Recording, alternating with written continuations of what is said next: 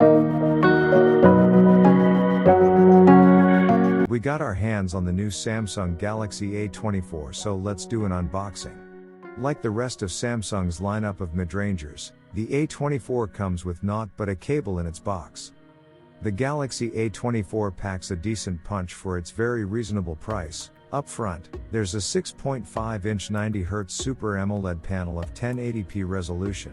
Inside there's a 6nm MediaTek Helio G99 with 4GB, 6GB or 8GB of RAM, as well as a 5000 mAh battery with 25 watts charging, but you'd need to source the charger.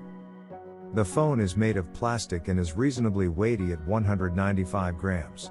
That weight makes the phone feel solidly put together. However, our unit has a very clacky power button. It may not be an issue, but just the way they are, it's noticeable to a seasoned phone handler.